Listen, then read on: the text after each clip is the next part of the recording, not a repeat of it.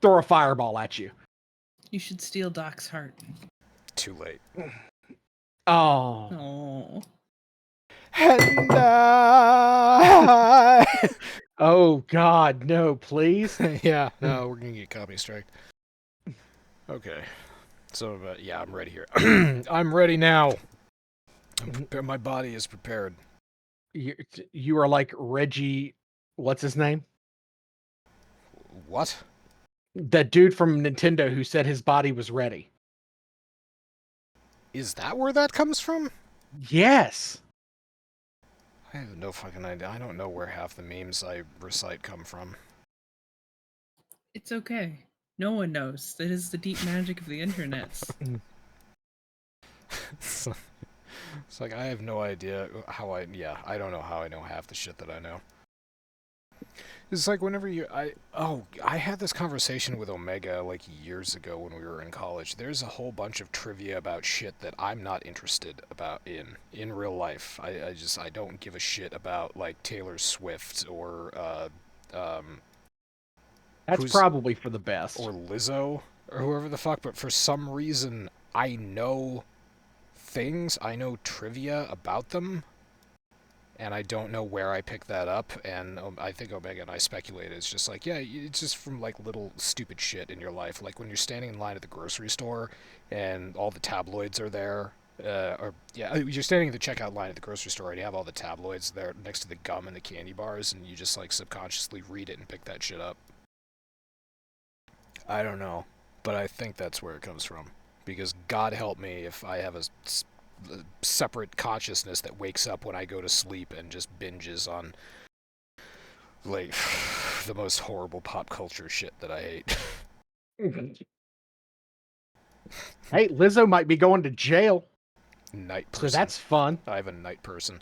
Why would she be going? Why would that delightful human being? Has it elevated that much? Is this over like the scandal? It's I'm joking. I have no idea how far that scandal has gone. Don't go breaking my heart, Zero. What scandal per tale are we talking about? Lizzo got called out by some of her dancers for being an awful human being.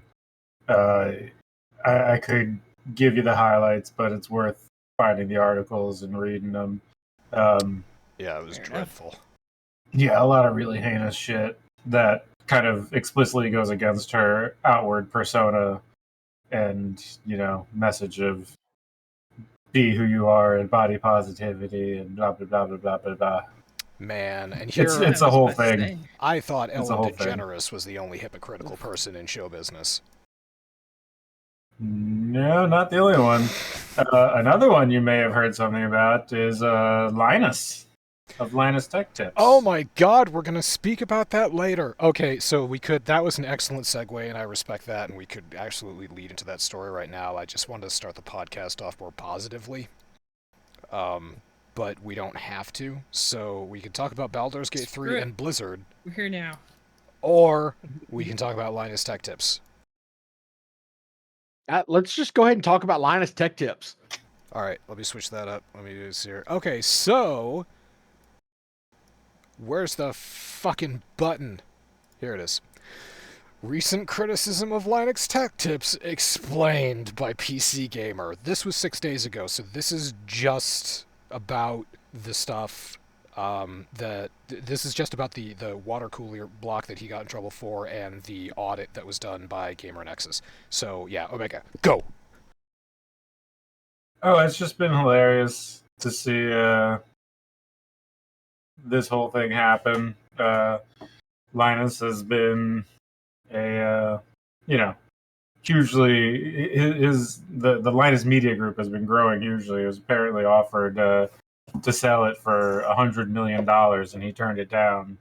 But I don't know. I've kind of hated the guy for a long time, so it was fun to watch a lot of people realize that he's kind of a dick. Yeah, he's not. He outwardly presents as a tech nerd, but he is a consummate businessman. Is the nicest way that not just that, but he's narcissist. He's egotistical. He, Consummate businessman, yes. I mean, he seems to be a, fairly bad person with a well-cultivated media personality.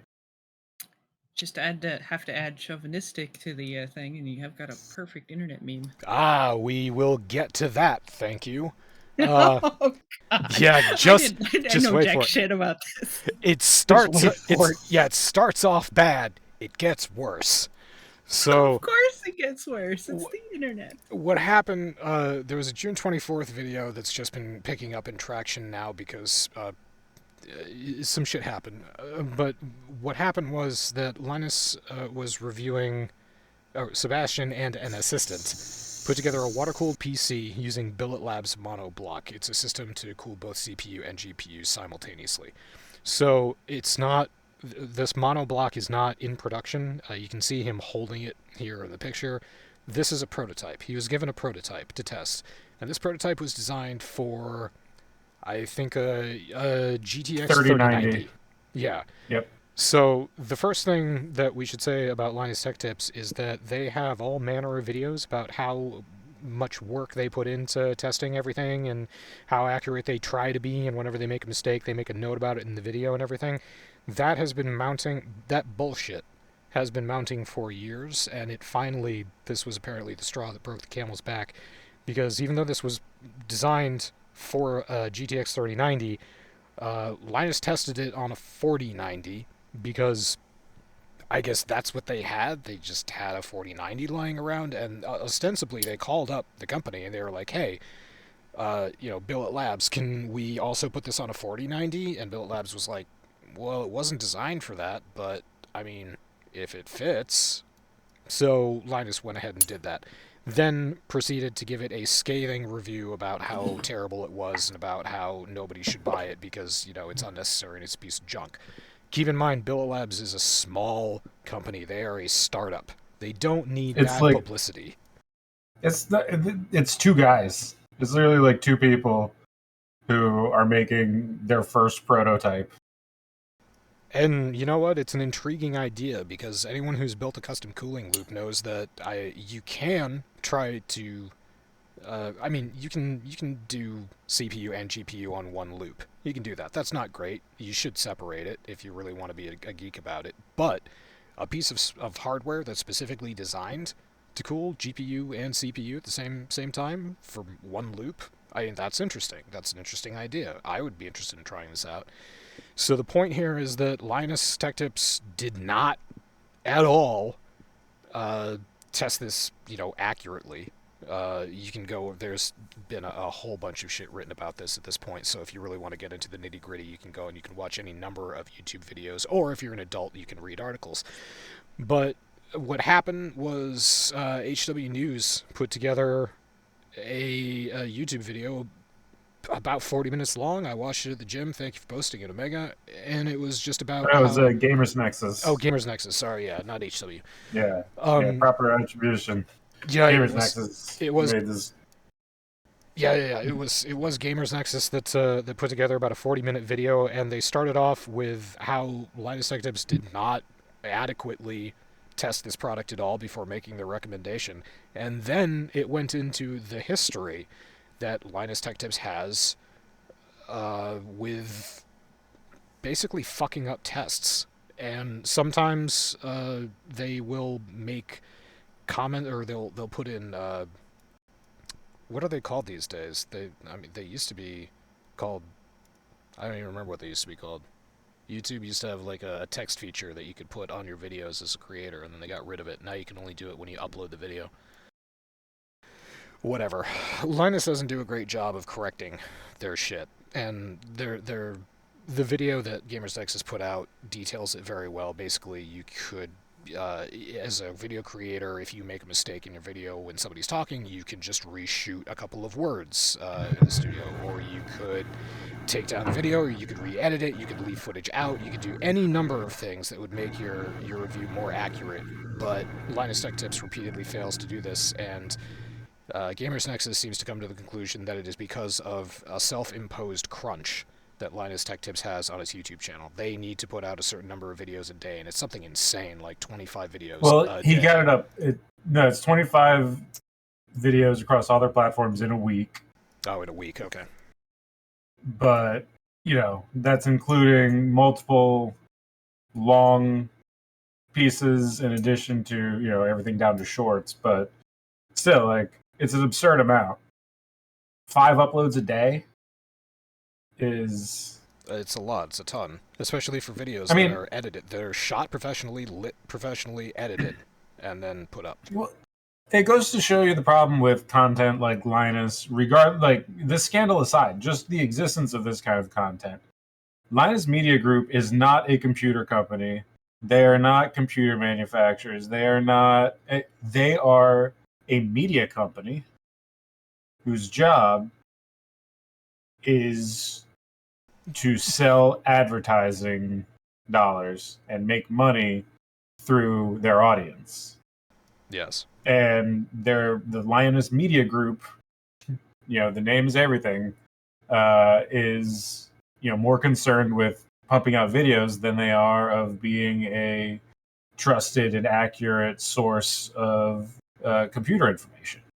And it's what happens when you build up this cult of personality fandom. And one of the defenses against the criticisms that Steve made was that people were like, well, I just enjoy Linus for entertainment. I just think the Linus Tech Tips channel is just a lot of fun to watch. I don't care how accurate it is. But it's like, that's not a valid defense of rushing out so many videos that they're all filled with errors that are poorly, if at all, corrected. And it shows that their priorities are putting out more videos than actually fixing things. And they talk about, rather than, one of the reasons they won't take down a video despite glaring issues and incorrect things is that, like, they would just lose Views. that chunk of income. Yeah. And each video that they put out is a lot of money for them. And when you go back to the Bill at Labs thing, he had gotten called out in the YouTube comments for just how shitty of a review it was. And he defended it on his podcast and, doubled down, tripled down on all of his comments about how shitty this thing was. And he tried to defend it by saying, like, even if it worked perfectly, I still couldn't recommend it because it's absurdly overpriced and not practical for the average user, and it's just a dumb product. And, like, it was just such a tone-deaf and ridiculous refusal to acknowledge the criticism or actually understand the perspective of other people that were disagreeing with him. And that's kind of what he's always done. And he acts holier than thou, and he talks about how companies need to be held accountable. And he talks about how, like, when he talks about big companies that fuck up, he always talks about how, the little mistakes down at the bottom level all roll uphill, and it's the, job of the people in charge to take responsibility for it. So here we are now, his own words haunting him, and he's doing the same thing he's always done, which was deflect and defend himself and make excuses and try and justify it all to his fans. And, like, the original apology, or not apology, the original response to the Gamers Nexus video was a text post on the Linus Tech Tips forums. It wasn't put on social media. It wasn't in a video on YouTube or any other platforms. It was a post to his own audience, to the people that he knew would listen to his bullshit. Yeah, for Kirby's in the chat. Hi, Kirby! Hi, Kirby. They did, or I have this. Yeah, I'm just gonna throw this up on screen. I don't know if anybody can actually read this. But yeah, he did. His forum post is encapsulated on screen, and it's pretty tone deaf. He he can't be stupid enough to not understand what people are actually complaining about, but yeah, he does. And the podcast is the Juan Podcast or something, he calls it, and yeah. It's just such a pathetic excuse. Like, it's such a misunderstanding of what the Billet Labs product was supposed to be and why people are interested in seeing it. And it's just so he is so catastrophically blinded by the belief that he is right that, like, I mean, you see it even in his own videos, like his own employees that he is, you know, in these videos with. There's such a power imbalance that they're afraid to correct him or argue or call him out on anything.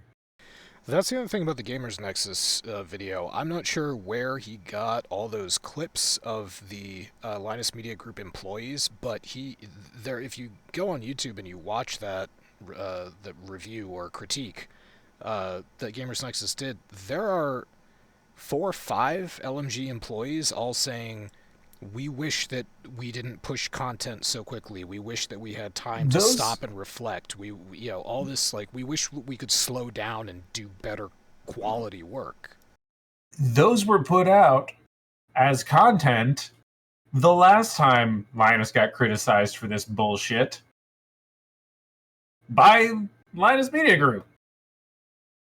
This was their, like, we're going to listen and see what we need to do better. And here's what, you know, the actual people doing the work have to say. And we're going to listen to them. Like, that was what that was. Yeah, Picard with hand and face.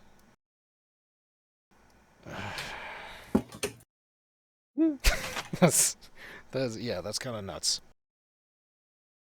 Didn't know that. So yeah, that was just what started it. The Billet Labs product was what started it, and then Gamers Nexus did a pretty good job of going back and just reviewing mostly benchmarks and technical specs of product comparisons that LMG or LTT had done, and highlighting where obvious mistakes were made, like blatant errors. I understand that to non techie people who are not interested in, like, the benchmark between a RTX 3090 and a fucking AMD card, I get it. Like, that's not exactly fascinating. It doesn't make for great YouTube views. But for those of us who are interested in stuff like that, and you see a graph that has a performance, well, the day that you're deciding, the day that you're, like, upgrading your computer and you're deciding, oh, here's my price range, what are the 2 graphics cards in my price range? And then you go and find the Linus Tech Tips videos rating the whatever against, you know, whatever, and you go there. Yeah. And that's where the argument comes in that, oh, we're not a tech channel, we're an entertainment group. Yeah, fucking bullshit. But yeah, well, like, they started doing unboxings, quote unquote, because they, like, explicitly say not a review, so that they can get away with being shitty reviewers. They call it an unboxing instead, and they did one that Steve talked about in the Gamers Nexus video, a review of a mouse, and they shit all over the guy who did it. Wasn't Linus, it was one of the other guys. Shit all over it and gave it, like, a horrible grade and said that it wasn't smooth at all to slide. Yeah, too much friction. He didn't take the protective stickers off the bottom of the pads. Yeah, there are frequently mice come with, I think actually my G502 mouse right here actually came with protective film on the bottom of it. So you need to take that off before you slide it around on your mouse pad. They didn't notice. Whoever was in charge of producing that video and the guy who was reviewing it didn't notice that there was protective film on the... And here's what happened. They put this video out that shit all over it. At the end of the video, they gave it a bad... Like, he mentions in the middle of the video how unsmooth it is, like how bad it glides. Yeah. And at the end of the video, they give it a bad grade. After all of the criticism for not taking off the stickers, they actually edited out the part where he talked shit about the smoothness of how of how bad it was gliding. And then, but they left the rest of the video intact, including the shitty end grade and poor recommendation, which was based almost entirely on the fact that it didn't glide well. So, like, they still left the video up. and they still concluded by saying this product sucks, even though the only reason they thought it really sucked was the gliding. Like the guy even said in the review, it's a fucking great mouse, but it just feels so bad on the mouse pad that I can't give it a good grade. Like and then in the comments, this is what their justification was. We understand, whatever, we didn't take off the protective film, but the fact that the protective film wasn't noticed is that's an error of design that deserves to be pointed out anyway. So like they still are trying to blame the mouse for the bad review. The thing I found funny about that specific about that specific review was the white knighting done in the comments by fans of LMG and LTT, saying that, well, if the professional reviewer didn't notice the tape, then how is your average consumer going to notice it anyway? That's just bad UX. And no, stupidity is not a defense. But it was all stuff like that. That's one of the first things that I looked into after that video that you posted by Gamers Nexus. I started going over all that shit. And I started to realize that there are people who are, I guess, fanboys of LMG who don't give a shit about a good product review. They don't give a shit about how accurate anything is. They just want, I don't know what they want. They just want videos with these people in them to listen to them talk, I guess. That's what I mean by cult of personality. That's exactly what the Linus Media Group has cultivated. It has cultivated a fandom. And this is the problem with literally any fandom. And all of us here are nerds enough to know how shitty fandoms are. Yeah. Fandoms are terrible. Like, we are all fans of a lot of things that have really shitty fandoms. Yeah. I mean, Doc, Destiny. you love Warhammer. You love 40K. Yeah, I love 40K and specifically, yeah. So, like, 40K, the fandom is fucking awful. Some of the yes. If we're going to compare 40K to, say, Lost Ark, I'll say that Lost Ark has the shittier fandom. But yeah, I can't deny 40K has... Some of us here are fans of Critical Role. Critical Role's fandom is pretty awful. Yeah, it is. That's an understatement. Like, it's pretty bad. I'm glad I don't know anything about that. Like, there's Paying fandoms attention. are just bad. You can't engage. You cannot engage with any of it, and that's all that LMG has cultivated is a fandom. And you're exactly right. They want to watch these videos and with these people in it, and they don't care about the accuracy, and they see it as entertainment. And this loops all the way back to the beginning of just talking about the crunch and the self-imposed ridiculous amount of videos they have to put out. The response to the question, if a reviewer didn't see it, how would your average consumer see the pads? Your average consumer, when they buy a new mouse, will take it out and run it across their mouth pad and say, "Oh, that's odd. That's pretty rough. Yeah. I wonder what's going on." And they'll pick it up and they'll look at it and they'll take more than 5 minutes that they had to pump out this piece of shit garbage video because of their own self-imposed crunch, their own self-imposed bullshit quotas and deadlines. So, and that's exactly what happened with the Billet Labs video. At no point in that did they pause and say, "Wait a minute, we don't have the right equipment. We don't understand clearly what we're doing here. Maybe we shouldn't make this video. Maybe we should do a little research. Maybe we should call up the company. Maybe we should figure this out a little bit." Maybe we should take time they to get the hardware that we need to test this properly. No, we need to plowed make the video right now. ahead. They turned the video into a fucking slapstick routine of how shitty this product is and how dumb they were at trying to build it or put it together. And they put it out. They, rather than, not post 5 videos that day and only post 4, it was more important for them to put something on the internet than it was to do what they say their job is, which is provide good computer advice. Yeah. So that's that's an encapsulation of how basically LMG as a whole is failing to live up to, I guess, I wouldn't call it community standards because their community apparently doesn't give a shit. I'd just call it like accurate standards. For just like human standards of just common decency and, you know, having some respect and care for the position you hold as a content creator with millions of viewers. That's a fucking responsibility. And so yeah, that was all encapsulated just in the Gamers Nexus video. Then Linus gave his take on it, which was tone deaf and honestly just bizarre in some portions. And then Gamers Nexus came back and did a brief response to that before they they got back to their original content, which is talking about tech news, which is actually interesting. And I gained a lot of respect for Gamers Nexus over this. I don't really pay attention to Linus Tech Tips. I don't think I ever have. I've definitely seen their videos before, but I've never actually taken anything seriously because I don't go to YouTube for technical specs. I read.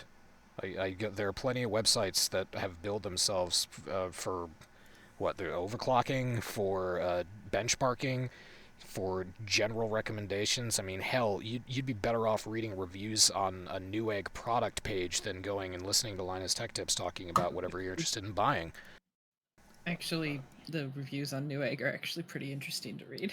I've done that before. Some of them are. Yeah, because Newegg's the kind of platform that attracts people who are actually fairly knowledgeable about the technology that they buy.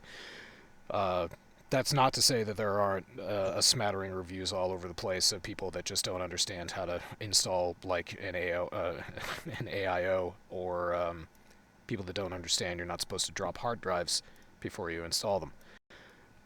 So I really love benchmarks.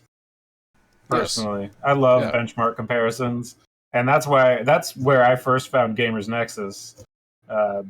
Whenever I get dreams of what graphics card I'd love to buy, or wish I had whatever my dream rig would be, I head to his channel and see what some of his recent reviews are, and he does fucking great content. If you like numbers, graphs, benchmarking, if you kind of stuff. If you like technical information about the technology that you're thinking of buying, yeah. That's... Well, and what's interesting is the Linus Media Group has recently opened their quote labs, which is where they're,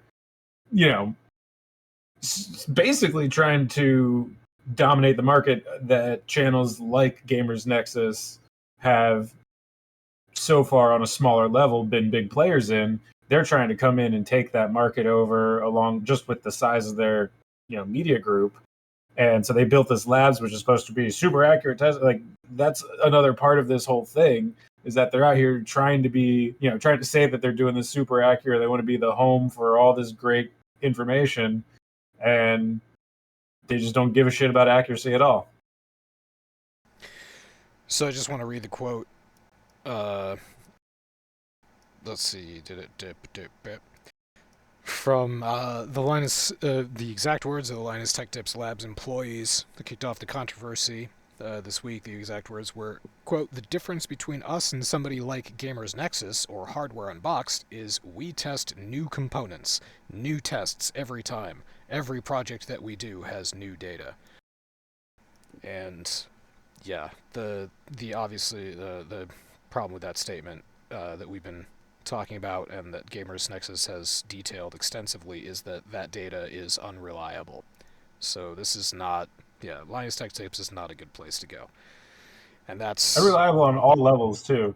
Everything from methodological failures to just plain old graphics errors on graphs and charts. Just and labeling everything. Products while people are talking about them on screen. Yeah, there are mistakes all over the videos, and some of them get corrected later, and a lot of them just sort of float by, and people don't have any reason to note them because they don't really know any better, or a graph performance chart doesn't stick out to them like it does to somebody who's a little more technically minded in the area of benchmarking or overclocking or anything like that. So Yeah, when you see a graph come out that has like a 3080 Ti outperforming a 4060 by 10-15%, that's obviously an error.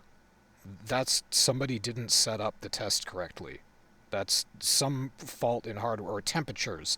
When you're testing graphics cards and you have like 16 graphics cards and one of them has temperatures well beyond, a 10-degree difference than the rest of them. That's an error. That should stand out to you. That's something that you should go back and should double check, because that's not right. Technology does not have those kind of discrepancies these days. Like, yeah, some cards are going to be cooler than other cards when they're at full load, but not anywhere near that level of significance. So those are the kind of errors that just sort of float by the wayside, and I guess LMG doesn't consider that sort of accuracy terribly important, but it fucking is when you're thinking about spending between $300 and $1,000 for a card. Yeah, it fucking matters. So that's the technical aspect of this. But Masami, I told you it was going to get worse. Yes, I've been waiting for this worse. Yes, worse it got. So Linus Tech Tips, this is from 2 days ago, or 3 days ago. Linus Tech Tips temporarily halts all production after allegations of frequent factual inaccuracies, as we've just been talking about in videos, and toxic work culture. So, toxic work culture. What does toxic work culture mean? Tell me it isn't so! Yes. Yay, sexual harassment. Yes. So I believe the director of their social media department, Madison Reeve, got onto Twitter and posted some stuff. I'm just gonna throw the tweets up and I'm gonna cycle through them as I talk. So she was responsible for 3 tweets, 2 Instagram posts, 2 TikToks minimum per day. Also expected to plan, film, edit, post 2 Flipplane exclusives per week. Included. Flipplane is their own sort of Patreon / sort of thing, if anybody's curious. Right. So she left her job because of the toxic workplace environment, and then she started to elaborate on that, and it was sort of a workplace of kind of fear, where she was made to feel like the outsider because she was not doing any of the technical stuff or anything. She was just sort of creating social media content. So she was made to feel exclusive. She was put on notice earlier on. There's a bizarre meeting that she talks about where they were just asking, like, how difficult do you think it would be for him to get a job? And just like, how difficult do you think you would be to get a job? And she went out of that meeting basically thinking that, okay, maybe they don't value me as an employee. Maybe they're just waiting to fire me if I, it was just a weird, bizarre thing. Then there was a verbal agreement not to cause drama, which is really fucking weird. She frequently... Mind you, the HR department of the company is Linus's wife. Yeah. I was about to say non-existent, so... Yeah. So, what side do you think HR is going to take on any dispute, you or the company? There is clearly not a conflict of interest here, sir. So Yeah. she was made she heard comments that upper management was calling her work dog shit, and she was called incompetent.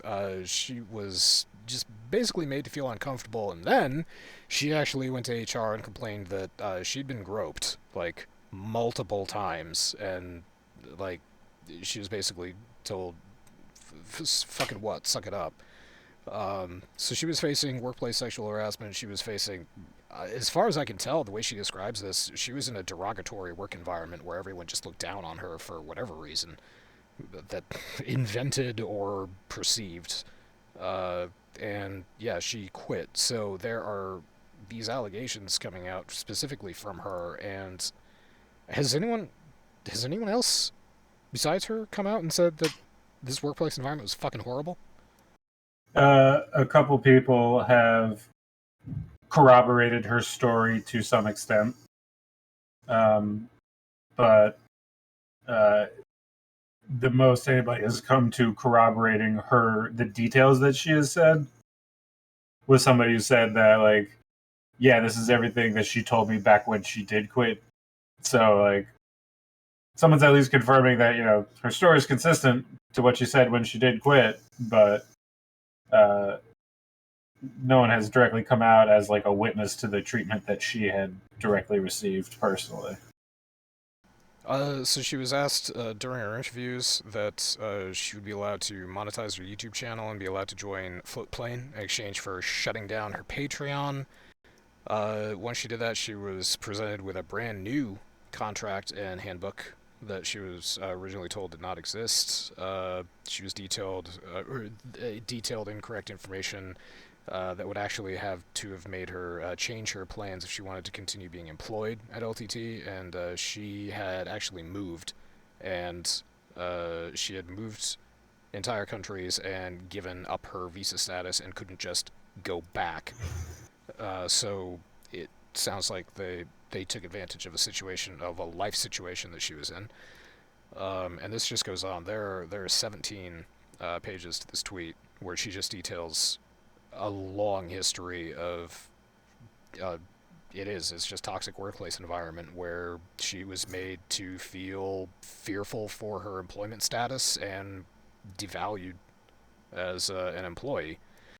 So yeah, normally what would you do? You go to HR, you'd complain, or you'd quit, or you'd get a new job, and HR, obviously, as Omega just pointed out, was not ever going to help her at all.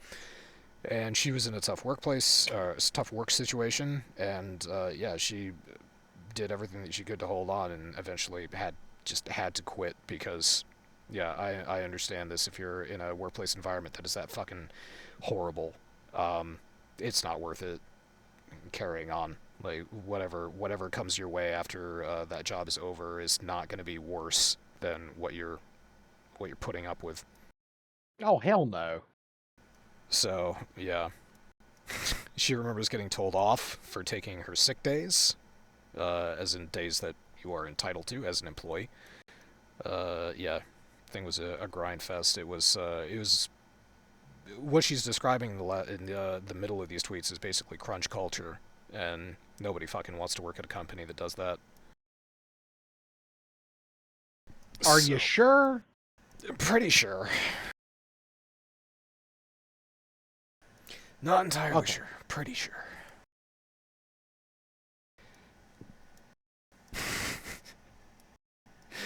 Well, these companies like to prey on, young, recently graduated people who are looking for any opportunity in the industry and are excited by the opportunity to work at, someplace that they had hoped and dreamed to be.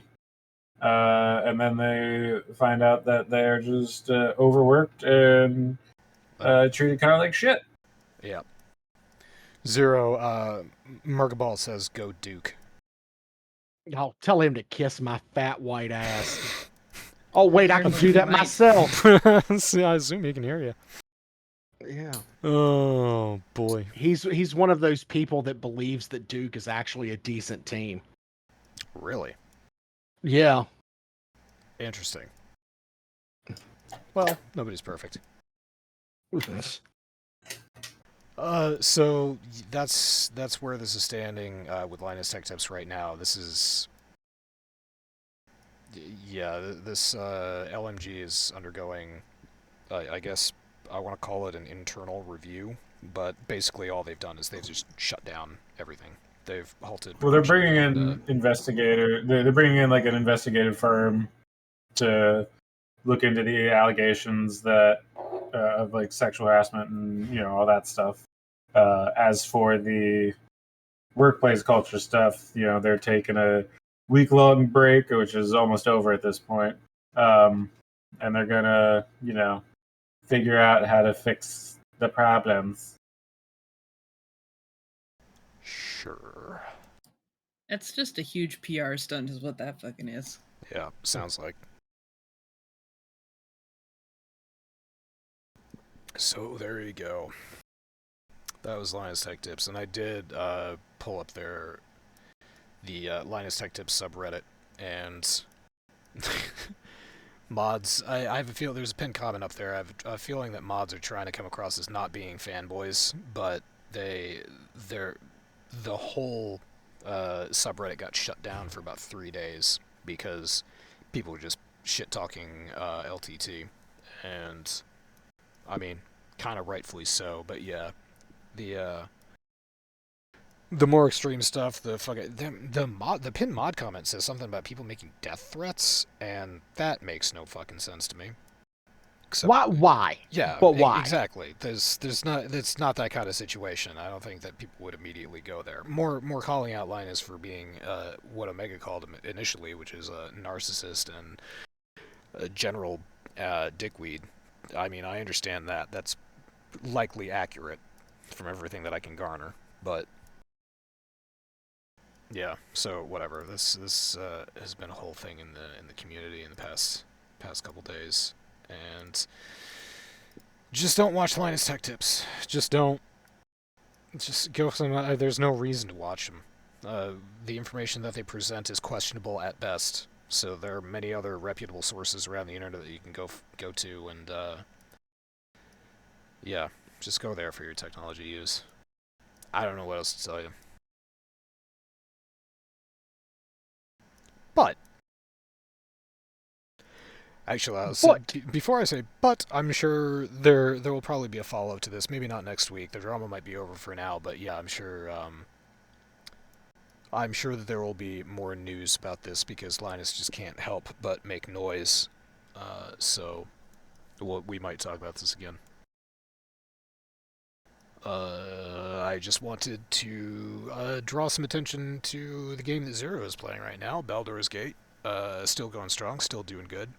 There was a funny article that got put up about a min-maxer finding a terrifying, quote, terrifying, 240 damage per turn monk build. Which is on par for any game that involves D&D. It is just... friggin' monk builds are nasty as it is. Yeah, this is kind of great. There's a little bit of detail about how he did it. Tavern Brawler feat, obviously. Level 6, Way of the Open Hand feat. Or feature, sorry, it's a feature, not a feat. There's a magic item that grants you a wisdom modifier, again, after Way of the Open Hand. And there's a late game magic item from Act 3 called the Gloves of Soul Catching that hurl an extra d10 force damage on top of all that. So Good lord. average of 30 damage a pop, which is around 240 damage a turn once everything's kicked up and everything's going. So this is great. I'm just happy that shit like this is possible in Baldur's Gate 3, and that oh my gosh, yes. There doesn't appear to be any heads up from the studio that they plan on doing anything about this, because this is how the game was designed. It's a feature. So it is a D&D game. Yeah. If you take away the D&D aspects, you're going to alienate your entire community. Well, now, I will say there has been, this past week, there's been a lot of attention paid in various online communities to how the dice mechanics work in Baldur's Gate. You were saying last week, Zero, that if you roll too many, low rolls, critical rolls or something like that, the game will actually help you out and have you roll higher. That, from just player observation, that appears to be true in the reverse. If you have too many high rolls, it'll start having you roll lower. So I don't appreciate them dicking with dice mechanics. I would much rather this just be pure RNG, just for the hilarity. But that's a small thing to complain about in the grand scheme of things, because holy shit, the game is getting an overwhelming amount of attention, and it's all positive, which leads to the next article that I want to talk about with Baldur's Gate. PC Gamer wrote an article that says it's timely recognized Baldur's Gate 3 is one of the greatest video game events ever. So this has made it 110%. This has made it to the point where people are saying this is like on par with Mass Effect how fucking phenomenal that game was when it came out, for like Assassin's Creed, Black Flag, for shit like that, for games that were just so fucking good, that they became sort of a milestone in the gaming industry. And yeah, this is a well-written, compelling article that's just an argument for Baldur's Gate being like the best video game that's out right now, that has been out for, or that has been released in the past 5-10 years. This is fucking phenomenal. So yeah, I'm happy to see a video game come out that's actually finished. You pay it for it once. There are no microtransactions. There's no in-game shop, and god damn, it looks pretty. I'm gonna get rid of this article and just go back to the in-game, because Zero, how many bugs have you found playing Baldur's Gate 3 so far? Only a couple, but they weren't. It wasn't something that. It wasn't like anything that was game breaking. The game has never crashed. I have noticed some like stuttering and my frame rate will drop when I'm streaming on Discord, but I think that has more to do with my system than the game itself. It's a fucking miracle. So yeah, the in-game systems are fucking solid. The combat system is solid. The RNG aspect, or sorry, the RPG aspect of it is amazing. It's on par with. It is on par with Mass Effect. It's better than Mass Effect because you can alter conversations with people. You can alter the story to a far greater extent than you could over all 3 Mass Effect games. And I'm happy to see that. I'm happy to see a really phenomenal game come out like this. And I hope it scares the piss out of all the other big studios. Well, it sets the bar really, really high. Like almost absurdly so. Good. But at the same time, good. I hope it does. I hope that companies like Blizzard and Ubisoft and Square does the most RPGs out of any company. And Square Enix, the company that said Square Enix is shitting their pants. The company that said nobody likes turn-based RPGs. I have literally not played Diablo. I logged into Diablo long enough to get a level on my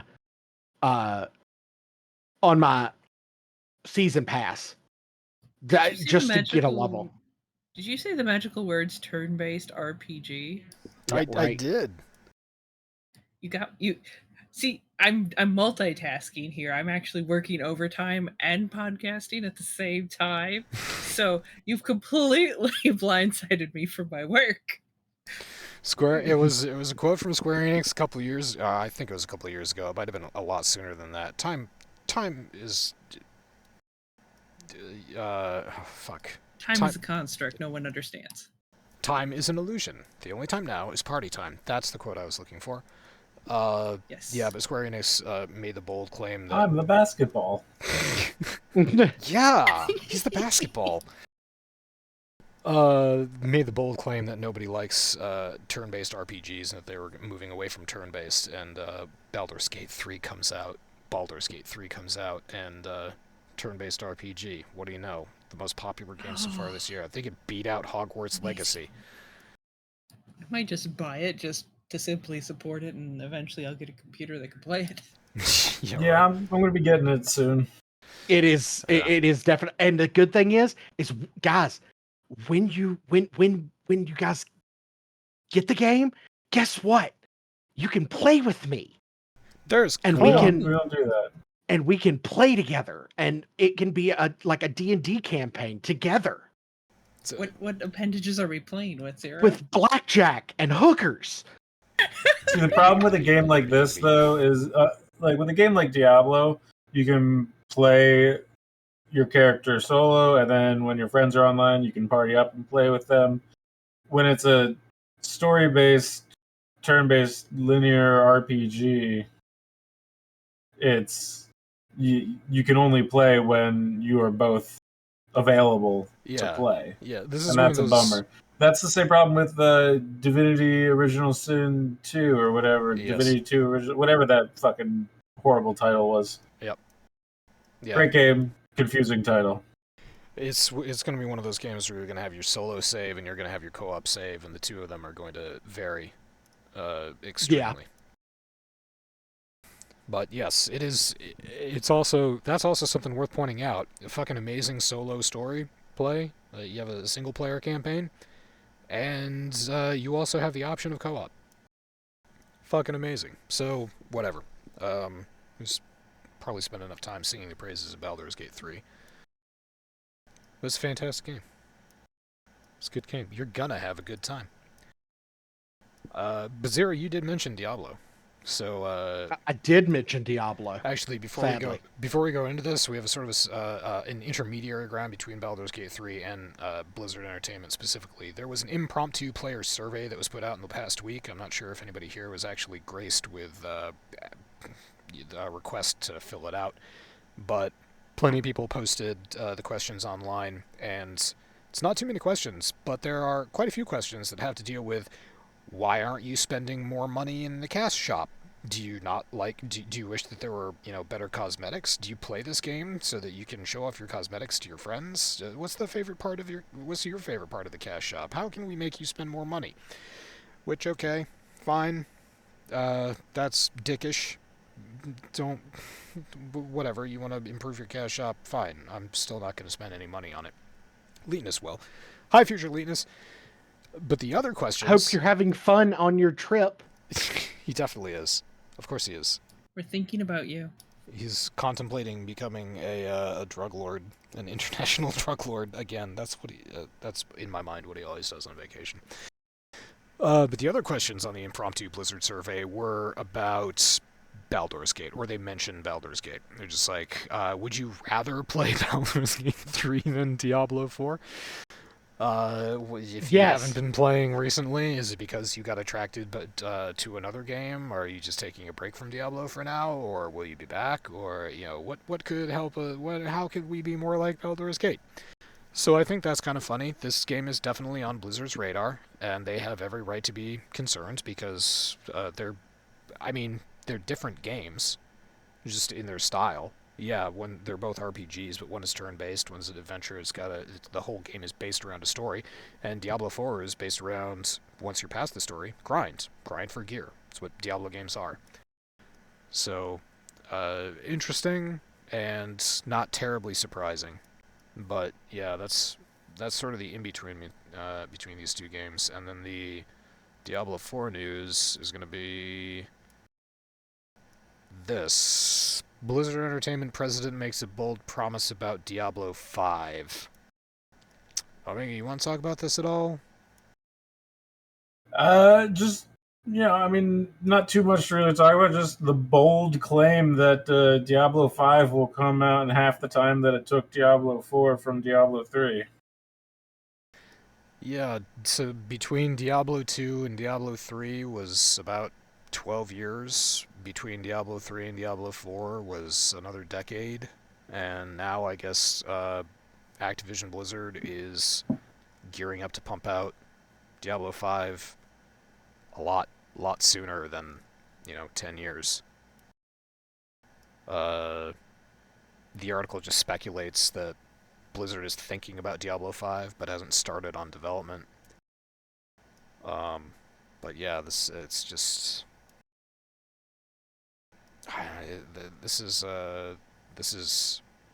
I don't even know what I want to say here. This is interesting / concerning / weird. Yeah, it's bad that they are already talking about Diablo 5 and Diablo 4 just came out. Yeah, it's a weird thing to bring up. But he immediately just followed that up with, yeah, we've got tons of stuff coming in Diablo 4. Obviously the game is in active development. Yeah, it is. I would find it weird if this game wasn't still receiving balance patches up into like year 2, year 3 of its life. I expect the game to change significantly over the next couple of years.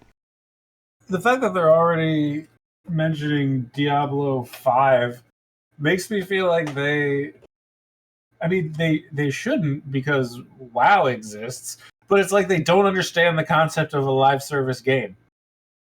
Yeah. This could just be Diablo into the future. Update it, upgrade it, add to it, cultivate this game, grow it into the future.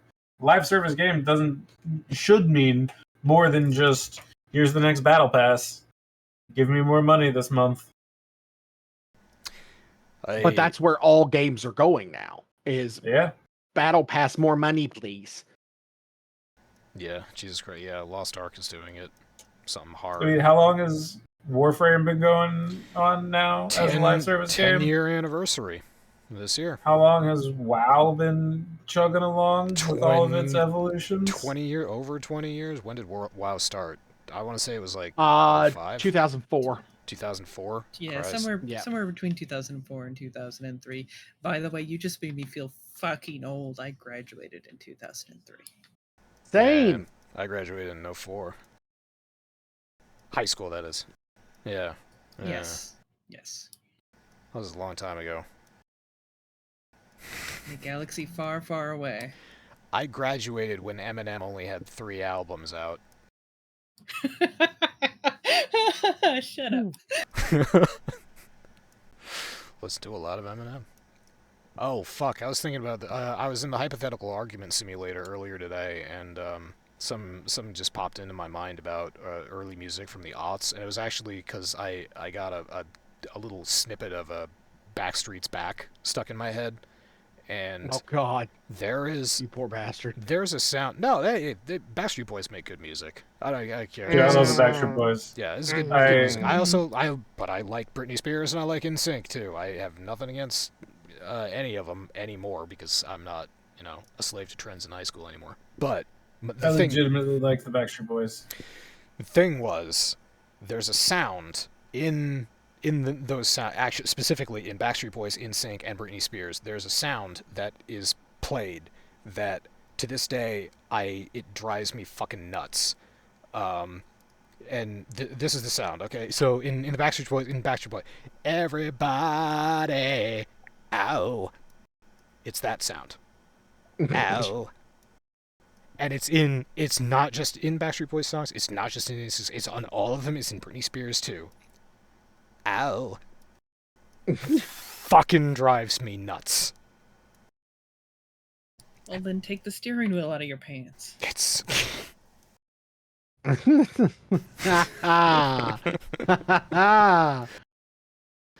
You understand, I keep it there because there's so much room. I'm sure there is.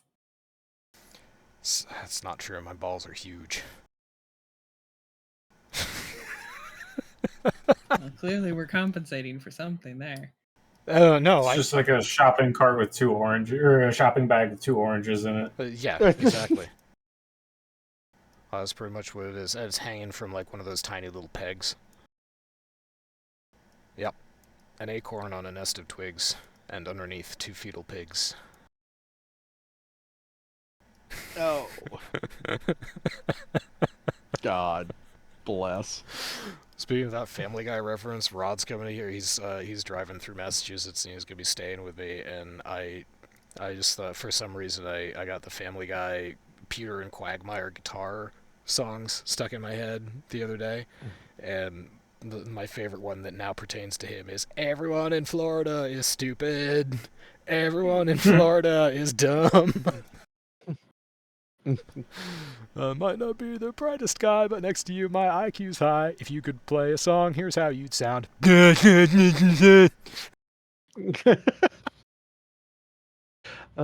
ever tried butter on a Pop-Tart? It's so fucking good.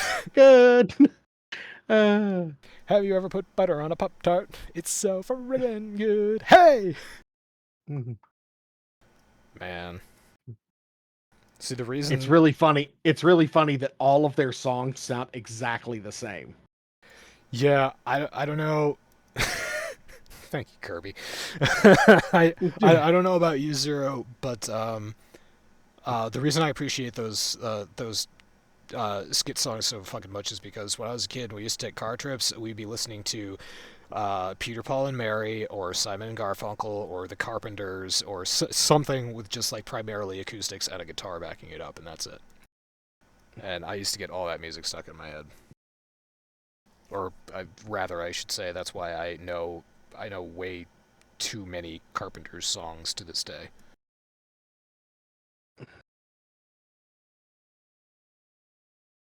Crying out loud. Okay.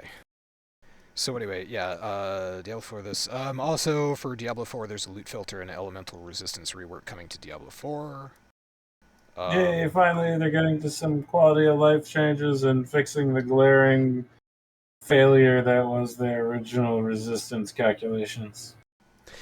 Yeah, so I watched that video. I'm not sure if it was posted in this Discord or in Sid's Discord, but I watched that video of the guy basically going over the math of how elemental resistances don't fucking matter at all on Nope. World Tier 4 or potentially even 3 if you're high enough level.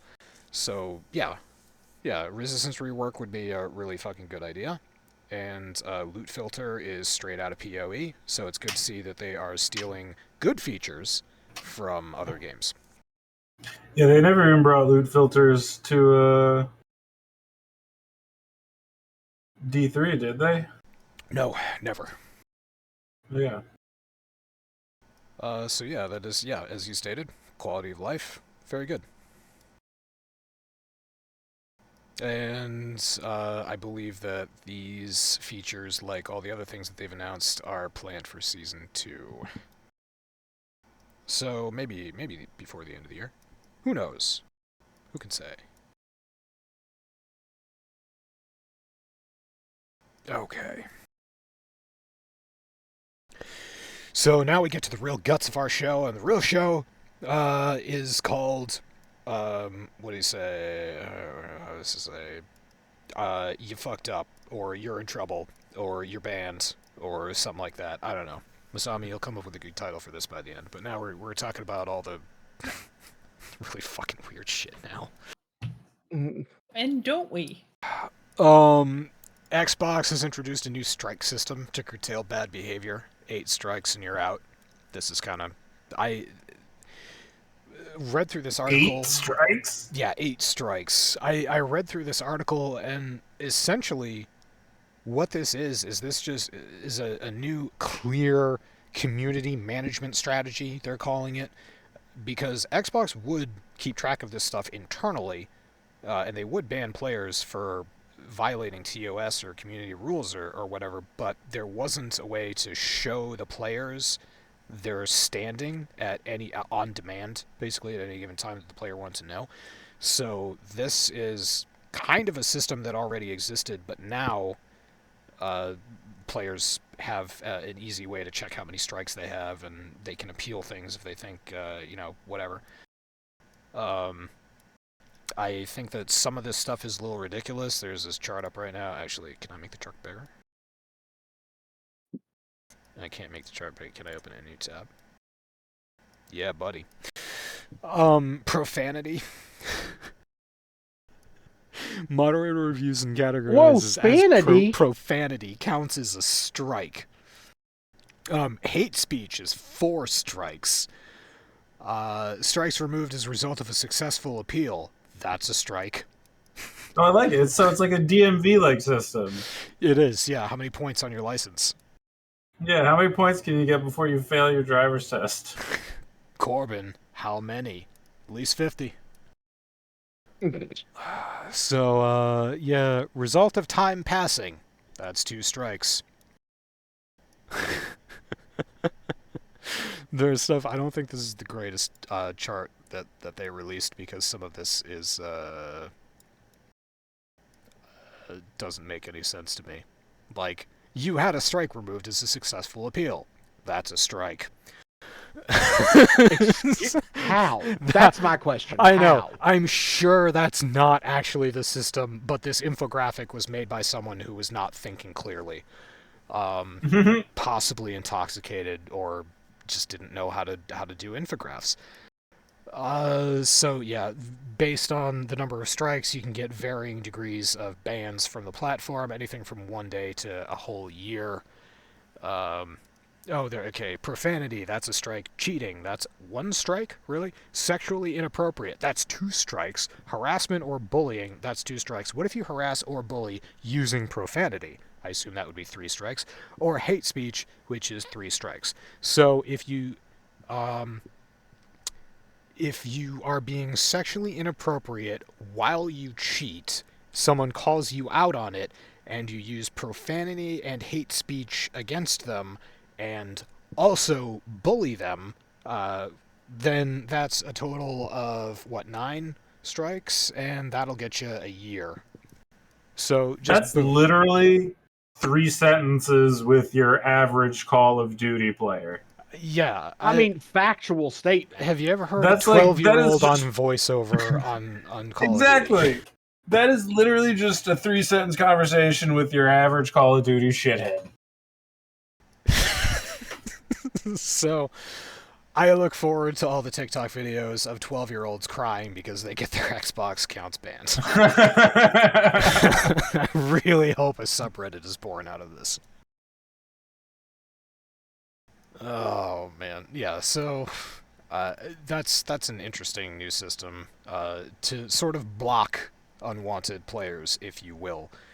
Speaking of blocking, though, this week, in the hilarious escapades of Elon Musk and Twitter, X is going to remove basic functionality, mainly blocking people.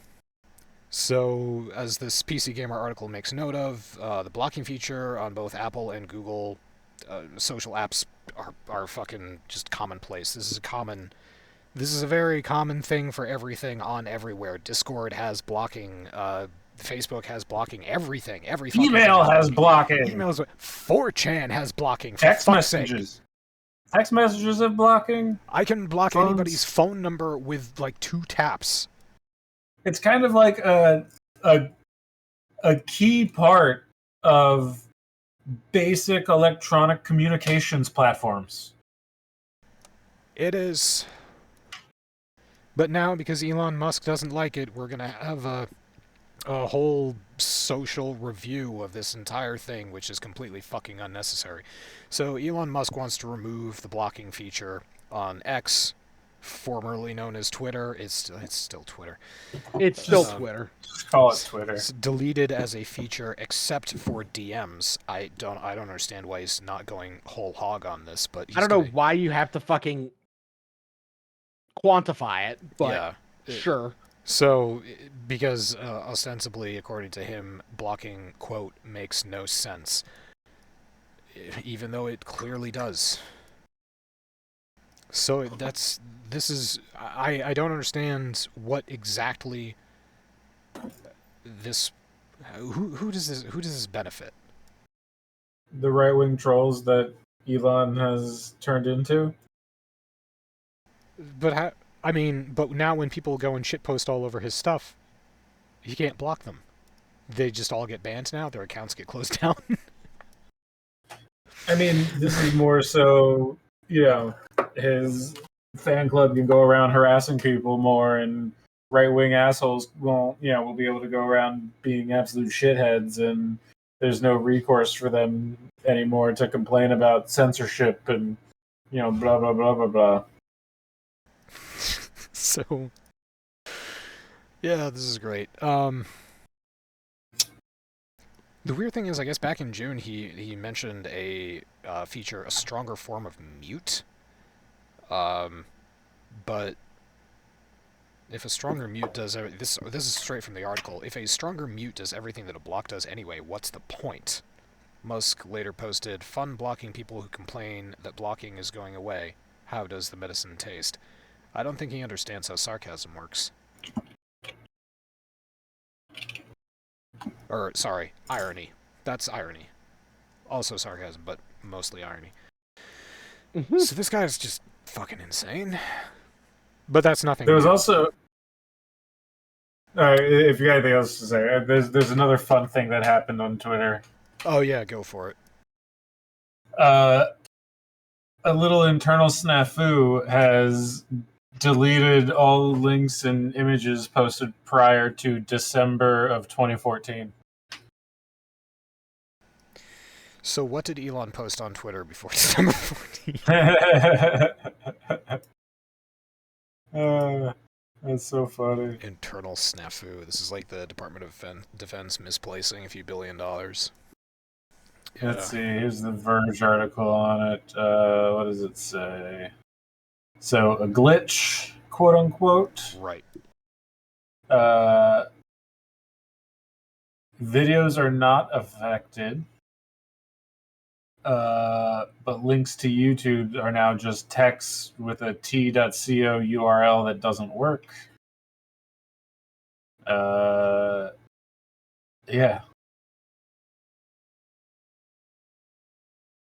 That's So they broke their old like link expander functionality. That's that's great. It's good to see that Twitter has recovered from firing over half of their technical employees. It's good to know that everything is going well over there, and they obviously have the situation well in hand. This will definitely put the shareholders at ease. Fucking hilarious. Alright, so thank you for that. I didn't know that. Accidentally deleted link expansion, that's great. And they're contemplating deleting the block feature. But you know who isn't deleting a block feature, they're actually adding a block feature, is Twitch. So streamers here on this lovely platform where you fabulous people in chat are watching this nonsense, I will eventually have the option to just ban usernames so that they can not only no longer use chat, because I can do that right now, but people will be unable to view broadcasts as well. And this is a real game changer because, according to a recent poll, nobody who uses Twitch knows how to log out of their fucking account and just go back and continue watching a video that they've been banned from.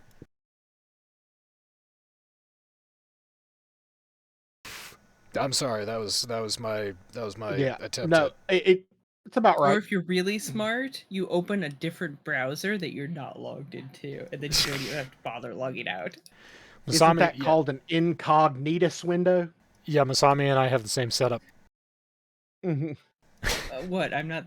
Please tell me I'm not the only one that has like 2 or 3 different browsers that I use different things for. I absolutely do. Absolutely. Yeah, I have. Good. I have to use Chrome for certain shit, but my main is Firefox, and yeah, you just if hypothetically are watching the Warframe dev stream, that's a good example. If the Warframe dev stream bans me from more than just chat, yeah, I just open up my incognito window, I log out of Twitch, and I just fucking continue watching. There's not anything in this article to suggest that broadcasters will be able to disable the watching of their streams from public spaces or people who aren't logged in. There's nothing to indicate that. And even if they could do that, I don't believe that any of them would, because if you have ads on your channel at all, you don't want to block people who are just not logged in and going by, because people who are not logged in will get ads. That's ad revenue for you and for Twitch. So now, if you really wanted to make them work a little bit harder, you would add an IP ban that username was associated with. That might actually... Yes. Yeah, that will make you work for it. That is mentioned in this article. Quote, it's not the last thing Twitch is considering. So they're also considering the possibility of IP bans for blocked users that will, in the future, avoid people getting around their bans by signing out or creating a new account. Yeah, fun fact, Discord, the way Discord bans natively, is an IP ban. Oh, that is interesting. I didn't know that. Yep. I have read way too many Discord articles because I manage way too many servers. The problem with IP bans, though, is that like it's not. Get a VPN. Yeah, it's not completely. It's not great. First off, you can change your IP address, but also like there are cases where IP addresses are shared. Yes. For one reason or another, all sorts of wider networks, people institutions still do have DSL as for internet options. Yeah, so there are definitely still shared IPs. Or So on, it's a, kind of a girlfriend. on a college network, for example. yeah. So yeah, well, a college network that's not set up with good subdomains, or any network that isn't. So yeah, that's not ideal, and also I can't be the only person here who has a VPN, right? How many people use VPNs here? Is it just me? I have one. I don't use it a ton. Because I pirate my Weasley Black Guts out. I mean, I use it occasionally when I occasionally pirate things, but I don't pirate a ton of stuff anymore. so yeah, I guess what I said was half a joke. Mainly, I have my VPN on because it's permanently on my phone. Because when I go to different networks, I don't want to. I want to create a secure tunnel. I don't want to use a public network and do, if I have to do something important. I feel more comfortable using a VPN. So yeah, Interestingly enough, Google Fi, if anyone has that, when you get a phone Me. from them, it comes natively with the VPN. It's fantastic. I'm not cool enough to have Google Fi in my area. Google Fi is great. I've had no. You sure? I don't think it's an area thing. It's I not don't an know. area thing because they basically buy the bandwidth that's not used from all the other companies, and then you just use that. Like they just started buying up Verizon bandwidth, which was important for me like a couple of years. Oh, I'm on my second phone at this point. important so, for me too, because that's the only guys I got around here. Well, I also have Cox, but they know where to. Yes. Yeah. Yeah, they can suck it. They know where to I've put got it. friends that have Cox, so I have Cox. Yeah. They can Well, suck you know all those little carriers like Cricket or Yeah. Assurance Wireless or any of those? Mint Mobile. Yeah, exactly. All those, they don't actually have their own networks. They all buy bandwidth from Verizon, AT&T, and Sprint, basically. Right. Yeah. So when I found out that Google Fi had finally started buying up Verizon, because we have those other carriers here, but they're shitty the minute you get out of town. And I frequently drive across the fucking state where there's a lot of nothing in between. And I was like, oh, hey, I can finally get this. I can free myself of Verizon's tyranny. And I have been happy ever since. Yeah, I left Verizon for Google Fi probably 10 years ago now. Nice. Good on you. And best decision. Like, the billing is so simple. You pay your monthly connection fee, and then it's $10 a gigabyte for data, or you can pay more for like unlimited plans or whatever. But like, there's no minimums, there's no maximums. You get a rebate if you use under your data cap, or you get charged based on like your previous month's data use or something, and you can set it however you want it, wherever you want it, and you get refunded if you use less than your data that you paid for. You get, it's great. It's so simple and straightforward. Mm-hmm. Yeah, and the unlimited plan is actually, yeah, amen to that. Not to mention the bloatware that comes on every phone you get through Verizon. Like, yeah, I get. Well, it's not just that, but like, so. imagine like a Samsung. I used to have a Samsung phone with Verizon, so I had all the Samsung bloatware and all the Verizon bloatware. It was fucking awful, and you can't delete that shit. You can only deactivate it. Yeah, I know. I hated it so much. I had a Galaxy 3, 5, and 7. And Makes me wish I was the kind of person who actually learned how to fucking root it and get all that shit out of there. You want to learn how to jailbreak phone? I'll teach you how to jailbreak phone. I knew that was coming. Why did I know that Doc would be the person who knew how to jailbreak a phone? Because Doc, I'm assuming it's not hard to do. I'm the most vocal person in the group about how technology does not exist to perform its intended function. It exists to perform the functions I want it to. I mean, here's the thing about rooting your phone. It's not hard to do. You just have to accept the fact that you are voiding warranties and you are entering territory where you are fully capable of fucking up your phone. If you can accept that, have fun. You are that's pretty much all it is. You are also entering the territory of you can by seriously fuck up your phone. That includes basically getting the worst kind of malware available onto your phone if you don't know what you're doing, or if you're not careful, if you're not paying attention to what you're doing. So yes, there's a reason why phones do not come with that sort of accessibility on them, and it's primarily to make sure that nobody can put something on your phone that is going to invade your privacy worse than the carrier that you're already on. Because, come on. Well, I mean, think of it at its core. It's an operating system. Think of it like Windows. Your average user needs Windows. Some people can fucking wing it with Linux, and they're taking their future into. They're taking they are taking the risk into their own hands. And you know what? More power to them. If you want to dedicate yourself to, the education and the knowledge and the practice that it takes to get good at that shit. Fucking have fun with Linux. Don't cry to me about your lack of games. Same thing goes for jailbreaking or rooting your phone. It's your average user needs Android. Yeah, you need the hand holding. Android is Linux. It's all based off the Linux kernel, but it's the cool kids. They need their iOS. Oh yeah, Jesus Christ! Is that what cool? Yeah, I can't say anything. I had an Apple phone until like a month ago, and then I looked at my phone bill and went, "Oh, hey, look at that! I could save $15 a month by downgrading to a Samsung." Quote.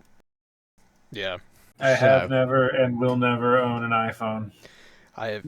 Me neither. My experience with my iPhone comes from fixing problems on my mom's phone and on my sister's phone, and that's enough for me. I just take one look at the interface and I'm just like, Jesus fucking Christ, who designed this bullshit? Yeah, I admire my parents because they basically will go at when they were actually getting into smartphones, they turned to me and go, "Do you have Apple?" No. Okay, then we're not going to because you can't help us then. I'm like, you're right. I can't. I know shit about Apple. It's also so fucking unfriendly between whenever a family member who uses an Apple device tries to do something. Okay, so my mom and my sister can FaceTime all that they want because that's, an Apple thing. Can't do that. Apple doesn't want you to do that with the Google Pixel 6, apparently. I'm sure I could find a workaround if I really wanted to, but I don't. You just have to use a different program like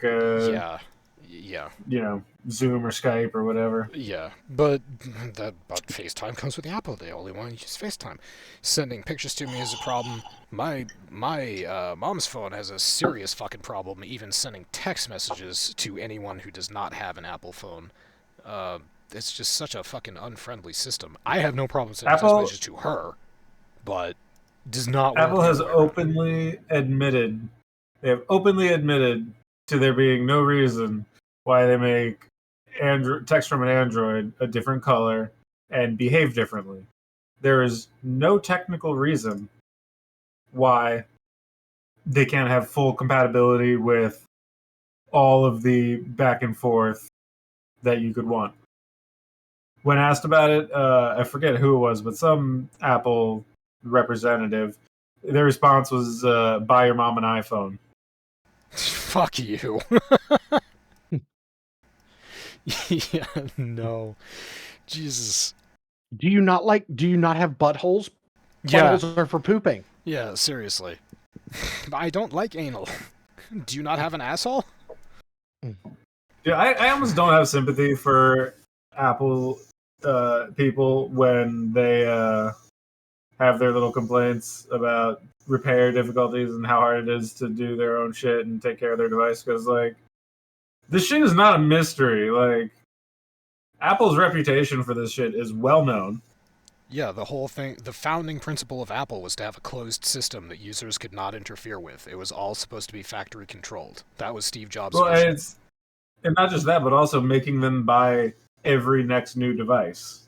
Yeah, and that's a late stage capitalism thing, but yeah, that's absolutely a direction that they can go in because users have no control over that tech. It's all locked behind the closed system wall. Wait, did we ever talk about the EU passing that legislation that is going to require cell phones to have removable batteries going forward? Yeah, they also require Apple to Aren't they requiring them to go to USB-C? Yeah, they're by standard. 2025 or 2026. Yes, Yeah, they're I love it. standardizing. They're standardizing all phone input. It has to be USB 3.0. You know, our government will never fucking nut up and do it here in America, but thank God at least Europe does something about consumer protection. I am so fucking proud of the E EU. Masami, we love Europe. I mean, the only hope, like the real hope, is that it isn't economically. It is proven to be economically disadvantageous to have two separate systems. Because if they can still make more money with their shitty practices in the American market, even with the expense of having two separate manufacturing pipelines, if they could do that, they will. But yeah, don't forget, it's not just shitty practices in the U.S. It's also shitty practices in China. So yeah, China. I don't think, as much as I would love that, I would absolutely love the EU to be setting the standard for consumer protection and technology. I would fucking love that, because every step that they've made, with the exception of that fiasco years ago of them trying to ban memes, that was just fucking, that was retardation at its finest. But aside from that, every step that they've taken towards consumer protection and technology has been outstanding. So I would love that if that happened. But I imagine Apple taking a look at the billions of people in the Chinese and American markets and the tens of millions of people in the European market, maybe hundreds of millions of people in the European market, maybe, and just being, I don't know. The Chinese market is also dominated by like Chinese phones. There are a lot of other. Yeah, exactly. Yeah, so that, yeah. I imagine China makes a lot more Apple phones than they use. Well, you got to keep those children employed somehow. Yeah, it's supporting communities from the youth on up. We call it a community building exercise. Because the community is literally building shit for us to sell. That is great. So yeah, Twitter's removing the block feature, Twitch is adding the block feature, and what was the other stupid thing that we talked about? Something else. Anyway. Full disclaimer, I am fully aware that my Google Pixel was also made by Asian children. Oh yes, yeah. You and I both have phones that were made by children somewhere in Asia. There is no ethical consumption under capitalism, so anybody who wants to come after me, you can suck it. Yeah. You really want to nitpick? You can talk about the cobalt in all phone batteries. It's being sourced from quote unquote artesian mines. Yeah. I mean, do you wear clothes? You don't need to ask any question farther than that. Do you wear clothes? If your answer is yes, possible. Wait. If your answer is yes, ask my boy. There have been small children involved in the manufacture of that. Chances are some piece of it, if not all of it, some piece of it. That's even more of a reason not to wear clothes, because children touch them. Not good. Yeah. Get your greasy little hands. Zero, are you hearing yourself right now? No, I'm not. I'm tired. Okay. It's been a long day. I know what you meant. We'll edit it out in post. I don't want those fucking kids with their grubby little hands touching my socks or whatever the shit. No, fuck that. Gee, that's crazy. Even if you buy like American-made clothes, where do you think the fabric was made? My clothes. Okay, so it just keeps going deeper. Here's the thing: it's child labor all the way down. The thing I fucking love about having family across the country is that every time when somebody who lives here goes out there, they usually bring me back a T-shirt, and by usually I mean every single fucking time, whether I ask for it or not. And so I've accumulated quite the supply of clothing that was ostensibly made entirely in Montana from Montana-based products. So I don't know if there were children involved in making the T-shirt that I'm wearing right now, but I definitely know that I'm not wearing pants, so no children were harmed in the making of not that. Well, I can tell you, Doc, that if they came from Montana, which is, another rural state, I bet you money that whoever did touch it was involved with 4-H at some point in their growing up period, so they might not have been a child when they touched it, but they probably did arts and crafts when they were young. That's fine. I love cows. They're delicious.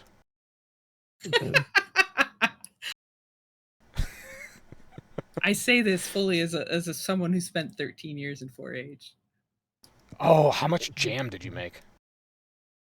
I didn't make any jam. I specialized in basically crafts and then Did baking you like raise muffins. an animal and then sell it off for slaughter? Oh hell no. No, I did not get that dirty.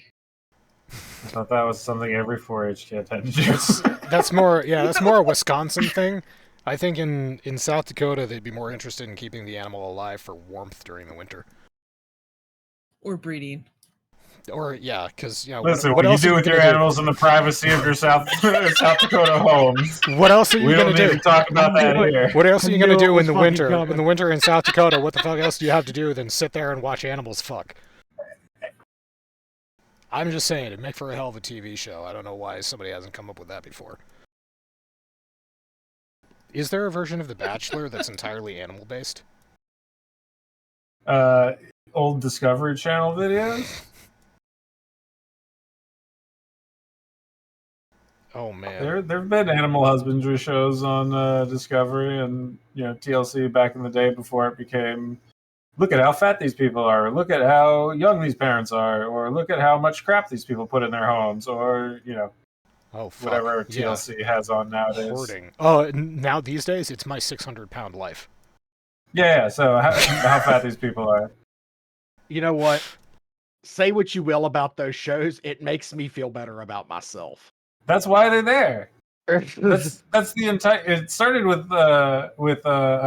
Intervention. I feel like that was the original of that mold of show that Allison. was really the let's look at this person really down in a bad place and we can all silently judge them and feel better about ourselves while outwardly rooting for them to get better. It's like I'm walking on sunshine. Yeah, and then TLC converted its entire business model to that kind of content. That and Honey Boo Boo. That's exactly it. Look at how trashy these people are. That's the next one. Sugar Bear, my baby daddy. I'm sorry. I have been flipping through TikTok here recently, and for some reason, it is curated in my algorithm that bullshit shows up. And I will say, the Mama June redemption arc is absolutely amazing. Oh, no wonder it recommends it to you. You like that shit. Come on, I was going to tell you that you should submit a complaint to Google and say, it's racist. You're recommending this content to me just because I'm a hick from West Virginia. No, you like it. No, this is his TikTok algorithm. This is fully curated by his own clicks and interests. And the Chinese government. That's the mystery of the algorithm. It's like Family Guy again with the smoking commercial where the guy's just like, smoke. But instead with Honey Boo Boo, it's just the same guy, but he's saying, eat. Just last week, the government of New York City was the latest to ban TikTok on government phones. Good for him. TikTok fucking drives me nuts. Oh, by the way, have you guys heard of Temu? No, I haven't. It's like the new Amazon kind of alternative, Temu.com. Anybody? Oh, heard yes. No. Yeah, it's like Wish. Yeah, like TEMU. Yeah. Stay the fuck away. It's like all this cheap stuff, and it's all cheap Chinese crap, and they sell it for dirt cheap. And the difference between them and Amazon is you pay shipping, and it takes a long time to get here. But they sell all kinds of crap. Okay. But I've started seeing articles that are talking about people's credit cards have been getting stolen after buying shit off Wish.com. They've been getting junk calls. Basically, it's this shady Chinese company that's getting your data and selling it.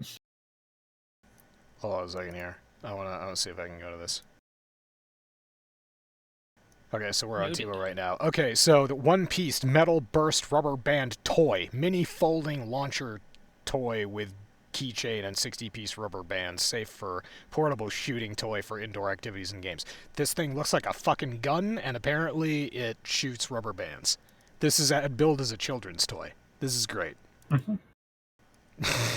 And there's a kid aiming this at his father, and his father's just like, don't you pull that trigger. He's so happy. Yeah, I guarantee you buy this for your kid, and your kid starts doing that, you're not going to be so thrilled Tell him, don't you do that.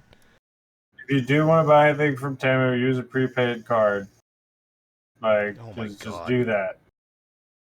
What else is Hell, on you here? should. What You about- might even be able to go into like your debit card, your like bank website or whatever, and like generate a temporary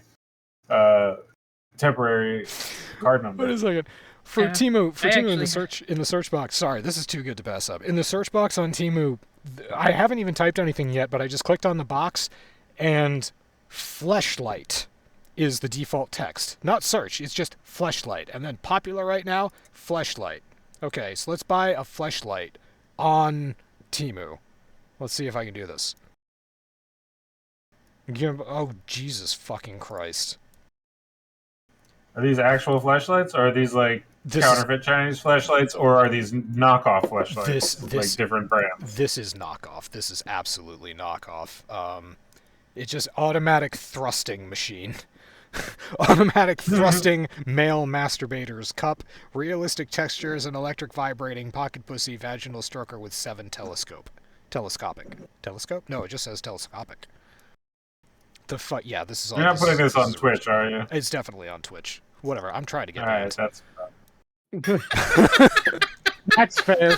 There's no. Are you kidding me? Last week, Zero was playing Hey, Baldur's Kirby, Gate. go hit that report button. He's gone. It was movie night. Last week, Zero was playing Baldur's Gate, and there was a shot. There was like a full 15 seconds of full frontal nudity, and that went on. And apparently, YouTube has no fucking problem with that. So whatever. Well, in gameplay, it has been decided, loosely agreed to, that in video gameplay, it is okay to show nudity in the course of the gameplay as long as you don't focus on it or overdo it. So, like, you can't in GTA go into the strip club and like get a lap dance and look at titties on Twitch. But Zero can do character there's, customization and zoom in on the crotch, and that's just fine.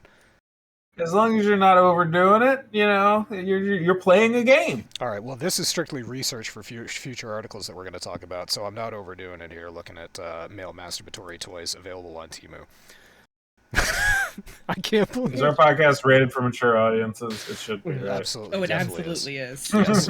Yes. You're also not allowed to watch or comment unless you have a verified email address, so that's probably why we don't get so much spam. Yeah, alright. So, Temu. Think of all the fake followers we could have. That's a fucking garbage website we can stay away from. You're right, we need more fake followers. Yeah, well, I'll tell you, I've been delivering a lot of Temu packages lately. Oh boy. They are getting popular. They are starting to blow up a lot, and if these few little articles that I've seen here and there, it doesn't seem to have been made a big story yet. But the little bit that I've seen, if it grows, if it's true, a lot of people are going to be dealing with some form of identity theft or credit card theft or something. That's So nuts. you handle packages, Omega, for vocation? Oh, dude, all the time. Big I handle packages. all sorts of packages. Big packages, little packages, soft packages, hard packages, long packages.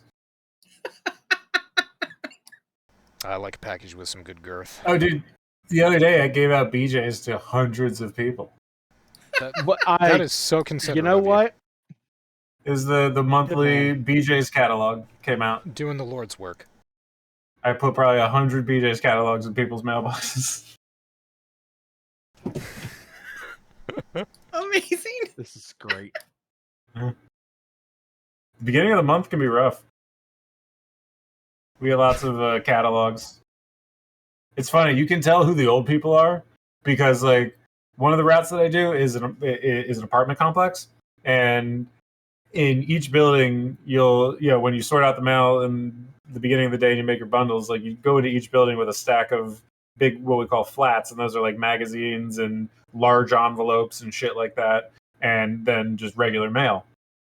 And then when you start getting to the magazines and like the catalogs, you'll have like 10 for a building, but of the like 40 apartments in the building, it's like 2 apartments each getting 5 different catalogs, and those are the old people. That is true. Having Old collected people still use the mail. Like it's so funny. You'll see people like, okay, this person's getting bills, this person's getting this, and then you go to this one. It's like, okay, this person's getting like 15 charity notices. They're getting like all sorts of junk mail about like church shit. All sorts of quote unquote nonprofit mailers and stuff. And like that is their communication with the outside world. They still live in the mail age. Have you seen It's so funny to see. Have you seen any Bud K catalogs? Bud K? Yeah. It's an I don't- old school company that used to, like, when I was in high school, somehow they got my mailing address and they used to send it. They sell knives and swords. Oh, Bud K. Okay, I know what you're talking about now. Yeah. No, that is the demographic that I deliver to does not generally look in that direction. Man, maybe wait till Christmas time. Because the grandkid, little Billy, sure does like his Bowie knives. Yeah, that seems like a more suburban, rural thing. I'm in New York City. Not a lot of knife crime going on. Come on, everybody needs knives. Today I delivered Vogue magazines. Why Vogue magazines like an inch thick? Oh, yeah. So Yeah. I can answer this one mostly because I like looking through catalogs and magazines. It does something to my brain pan. But every fall and spring, it's a special Vogue issue. Like fall and spring are the big seasons, so they are Gotcha. absolutely going to be the thickest. Okay, yeah, they were fucking. It was like a goddamn book. Yeah, every time I go to the doctors or the dentist or the optometrist, some shit like that, there's always one of those massive Vogue catalogs in the waiting room. I just thought Vogue was like a regular magazine, just like here's your average monthly periodical, and then this thing comes and it's like an inch thick. Goddamn.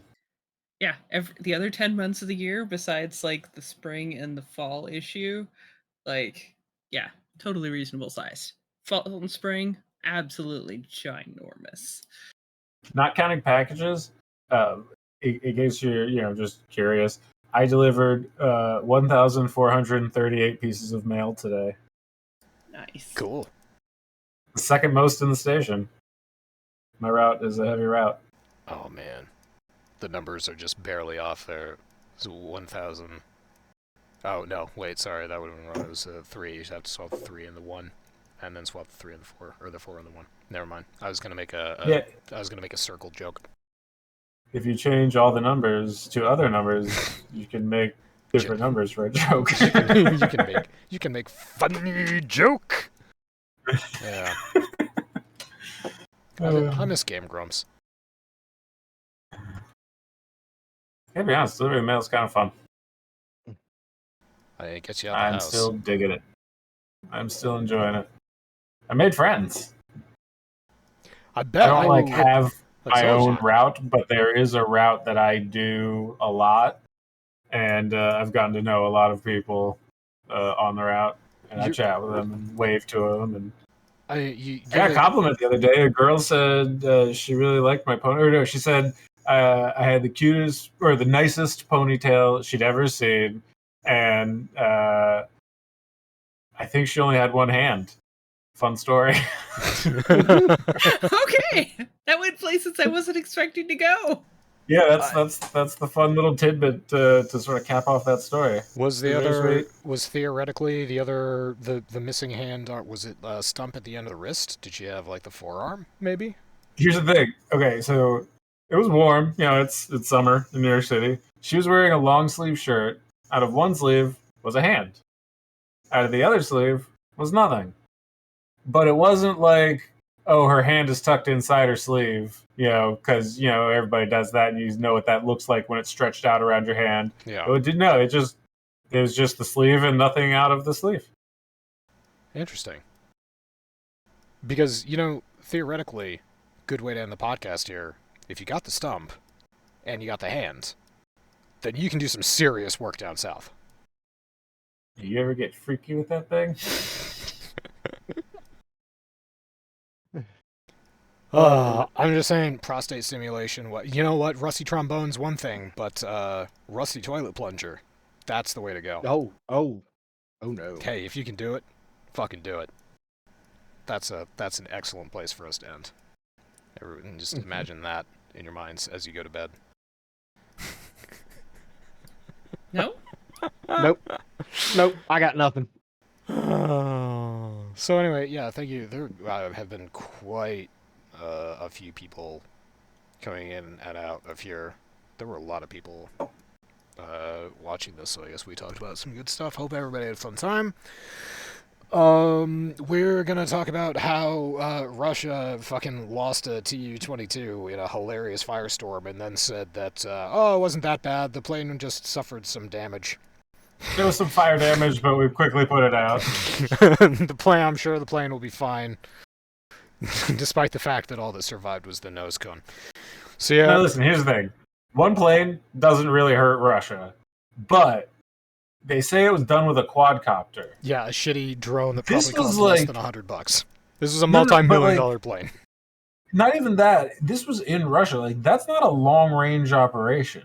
Yeah, this was south of St. Petersburg. Yeah, this was deep in Russian territory. Yeah. So, yeah. You don't... Unless there's some new drone technology where they have figured... Like, my understanding is that drones are a relatively short-range affair. Like quadcopter drones. Quadcopters, yeah, they are. Yeah, because that's what they said. This was a quadcopter drone. Russians claim that they shot it with small arms fire, did damage, and then the small fire was quickly put out. That's the other thing I love about their description, because they said, yeah, our air defense system detected the drone. We engaged with small arms fire, and the drone floundered and impacted on a plane. There was some damage done to the plane, but we resisted the terrorist attack. That says a lot without saying terribly much at all. My take on that was for air defense systems detected the drone. Possibly radar picked something up and someone was smart enough to go check it out, or somebody was out taking a smoke and vodka break and they just heard a quadcopter and were like, what the fuck? And then they noticed that's what it was. It was a guard up on the wall just like taking a smoke and he just like kurva. And then engaged in small arms fire. Somebody pulled out their sidearm and took pot shots at the thing. Maybe they hit it, maybe they didn't. But the point is, the drone did not flounder. It was the same soldier who was smoking. He just pulled out his gun and started shooting at it. And then it went and hit the plane, and that's how they spun it. Yeah, that seems like one guard safe. Perfectly safe and reasonable ROE for you to have at an airfield. Yeah, just pull out your gun and start shooting.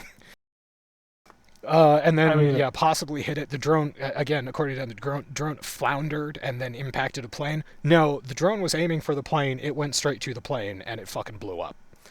Yeah, it blew up the plane. There's a really great picture of it on the BBC if anybody wants to look. Oh, Christ, that shit show is just fucking nuts every single day. But yeah, anyway, sorry. Actually, that reminds me. One thing that I did want to bring up, I saved it for the podcast. One of Putin's advisors says that the U.S. is using brainwashing to make gay Ukrainian super soldiers. The Ukrainian armed forces will become, quote, zombified and unified through gay sex, along with cult members ready to sacrifice themselves, he said. Oh, yes. So why, does making them gay make them, extra strong? Does he not realize he's just making gay people sound awesome? Yeah. Okay, you could go, imagine this, imagine it's the fucking Star Trek episode where they go to the planet that deals weapons, and the people are just like, okay, we have two kinds of super soldiers for you. We have the regular ones that are straight, they're pretty good, or we have the gay super soldiers, and those dudes will fuck anything up. They will goddamn annihilate planets. You want the gay model, trust me. He's using a Greek Spartan reference, saying that it will be unified through gay sex like the Spartans. Oh my God. I mean, as far as a historical example goes. Okay, this is a quote from this article. Sergei Markov, a former advisor to Putin, said while appearing on Russian TV, Newsweek reported. Military theorists and historians know which army in Greece was the strongest. Remember the Spartans. They were unified by a homosexual brotherhood. They were all homos. These are the politics of their leadership. I think they're planning the same for Ukraine's armed forces. They realized that Sparta kicked ass most of their existence, right? I don't think Sparta was ever... Yeah, I don't think that they ever lost a war. There is an occasional moment where the Greeks decided to actually be okay at actual combat, but for the most part it was Spartans. Yeah.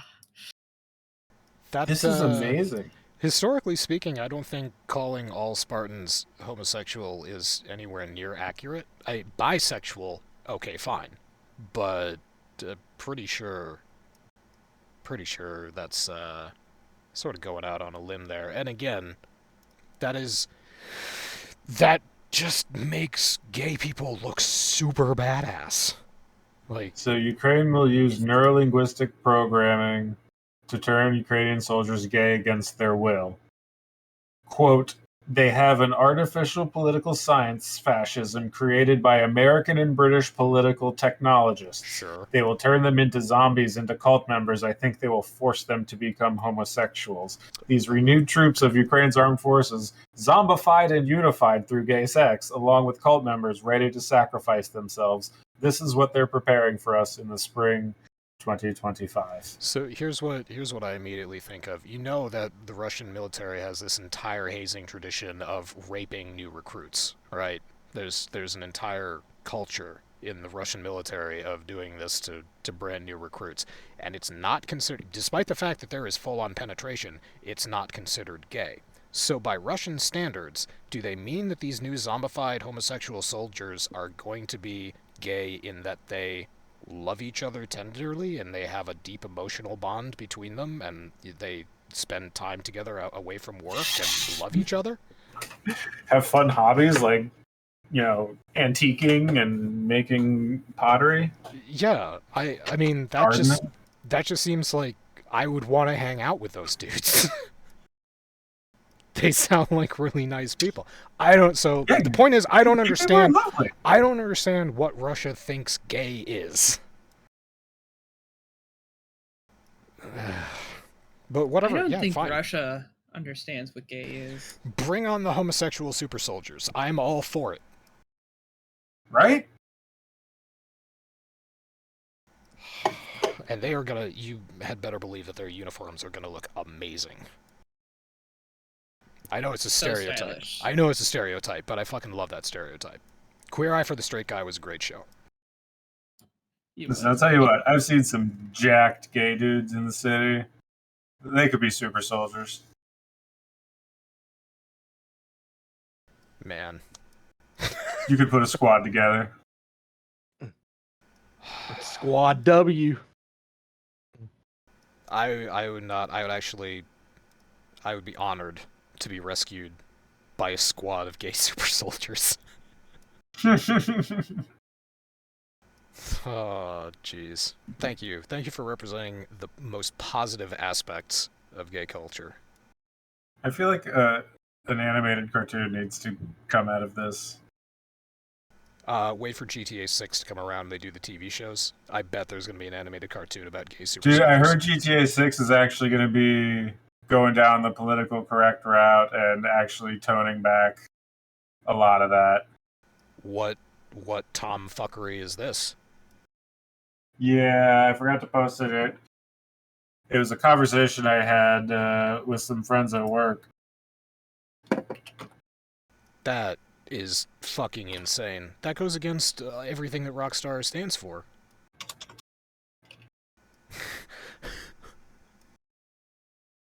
Shit. Yeah, we should talk about it next week. We're going on 2 hours, which is not in itself a bad thing. Actually, Masami, are you still working? I usually close the podcast out before 10:30 because you have work to do. I'm still going, but I'm still talking. So honestly, you're helping me suffer through this hell of what's called overtime. So. Okay, yeah, fuck it. Let's go. We'll call the podcast overtime. All right, here we go. Rockstar removed transphobic jokes from the most recent re-release of GTA 5 and recently canceled an online mode called Cops and Crooks after the George Floyd protest. So this is an old tweet. Now the report adds that writers and designers are trying to stay clear of the humor that makes light of minorities and marginalized groups. they're trying to avoid yet another trap that earlier games have fallen into. So it does look like Rockstar is changing its opinions on that type of language or that type of stuff. Even though, like, you know, when they do it, they're most often making fun of the person who's saying it or making them the asshole. Exactly. Yeah, I was gonna bring up the Blaine County talk show radio channel that you listen to when you go on there. Yeah. It's like it's over the top, ridiculous right wing nonsense. It's obviously meant to be parody. But you know, the fact that you're still making it, people still don't like it regardless. And I totally get it, and I understand. And I mean, the guys I was talking to said there was a Kevin Smith. I think it was in Chasing Amy. There was a character who was saying some pretty shitty stuff, and when he was confronted about it, he was like, "You do realize, like, that was the asshole character, right? Like, that's why I wrote it. Like, I didn't write it as if it was my thoughts. I wrote it as if this is what this horrible person would say." Right. So, you know, you gotta balance how you want to maintain your artistic independence in the face of changing societal standards, or do you want to, you know, cave? Do you want to make the game accessible to the most amount of people? Yeah, I just call it caving, because it's really unfortunate that these. I don't think it's an accurate statement to make that people these days are incapable of developing a sense of humor. I don't think that that's a generalism that is realistic, but it seems like the vocal minorities that are completely incapable of taking a joke themselves or making light of something that's horrible as a form of catharsis. It seems like those people are just getting more vocal and they're getting more attention, and I think it's doing more damage than good.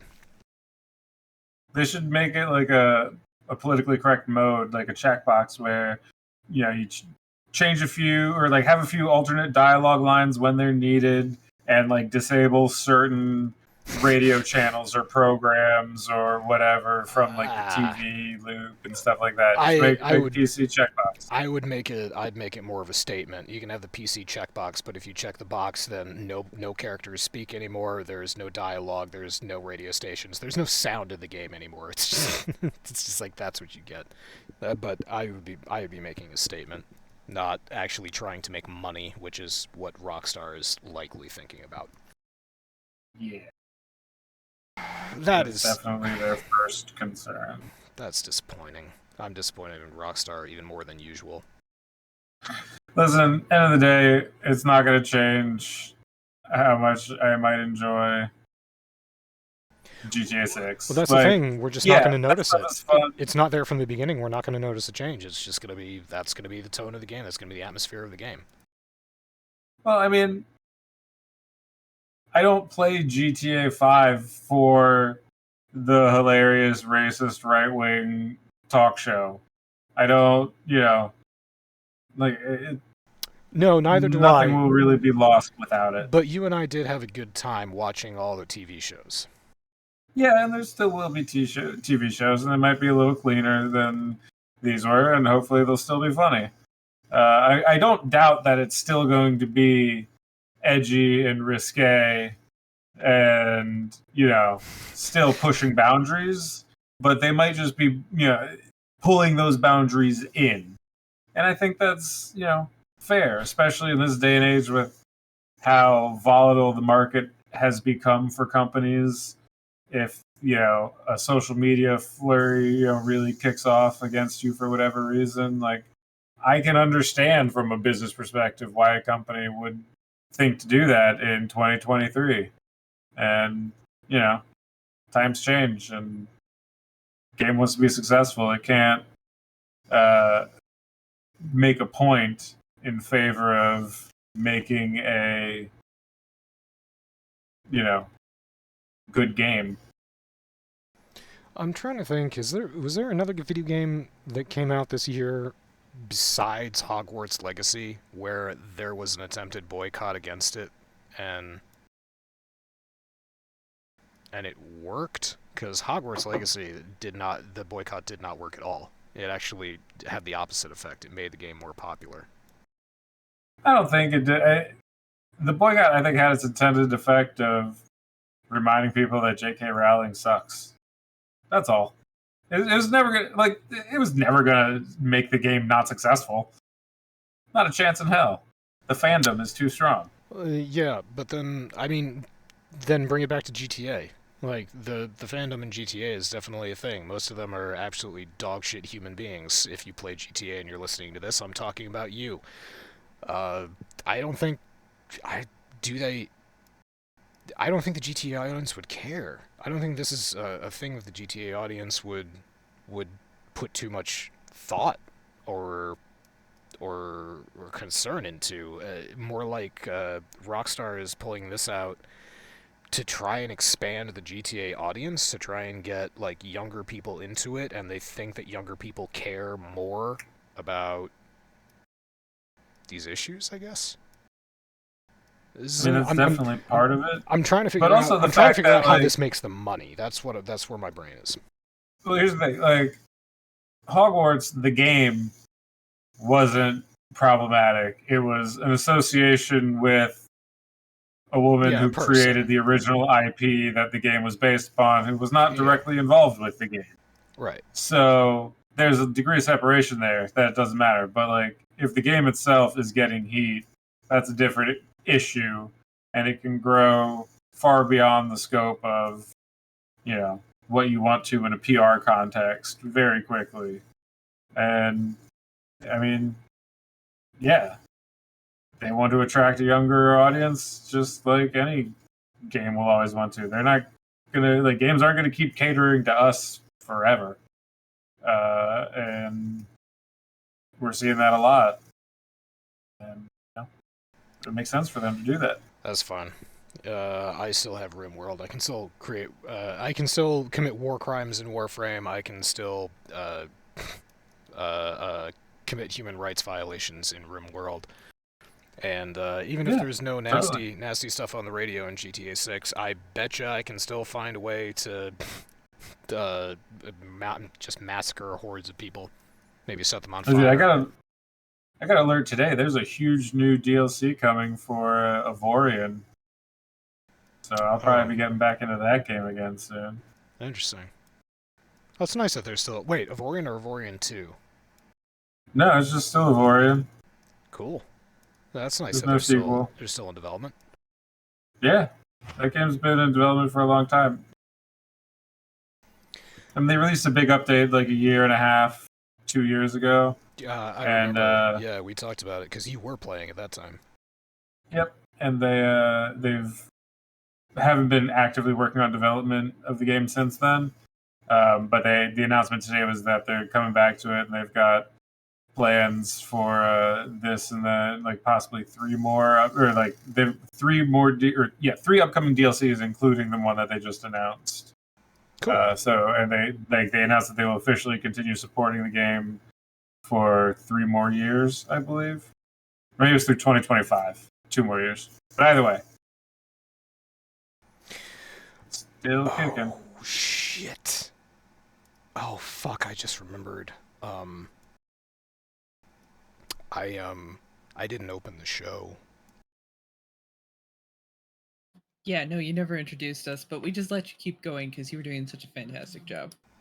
Yeah, hello, everybody. My name is DrNiggle, and I am joined tonight by old Squiddy Banactor, OmegaConstruct, and Puddlers of Screaming. Welcome to the Church of Chonkwij Podcast.